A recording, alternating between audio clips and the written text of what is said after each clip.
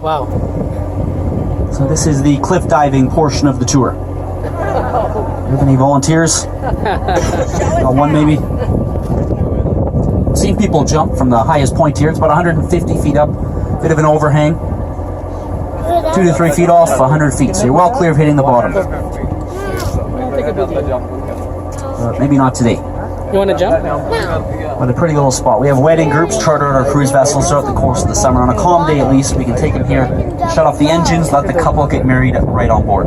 It's a little spot for it.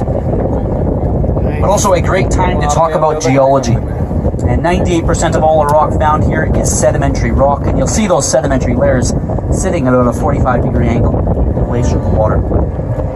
But just at lake level, there is a very distinctive fold. We've had National Geographic come here before to photograph this. It's quite unique. It's a capital A-shaped fold, followed by a V-shaped fold. The V-shape just at waterline. A piece of driftwood is lodged in between the fold, looks like a crab's claw.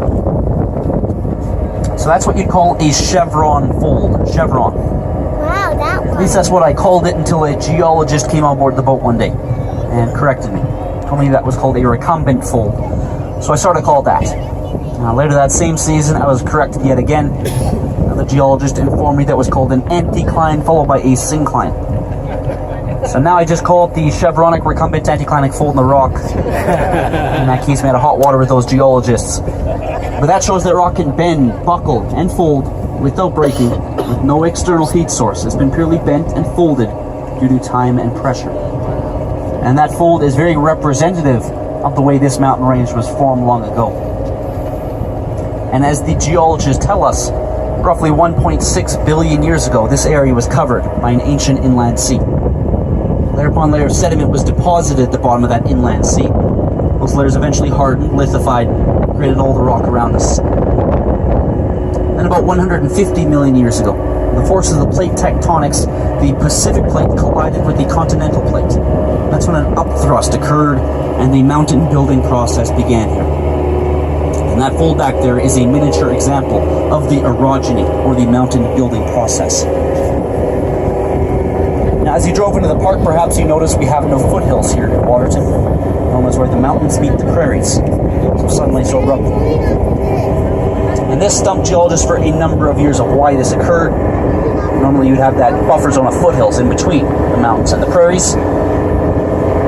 So it stumped them for many years until they discovered a fault line to the southwest of us called the Lewis Overthrust. And this low-lying fault line essentially buried those foothills right beneath us. It's also why they've nicknamed this area the land of the upside-down mountains. Normally when you're to survey a mountain, you'd expect to find the older age rock at the bottom and the younger rock at the very top. When geologists surveyed this area, they found the exact opposite.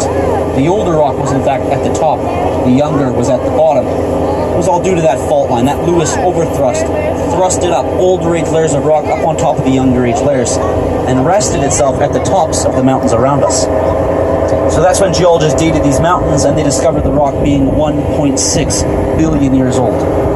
Some of the oldest exposed sedimentary rock found in North America, found right here in Waterton. And because the rock is so old, pre-Cambrian, essentially before life, you won't find many fossils here. It's not like the Burgess Shale further north of us in Yoho National Park.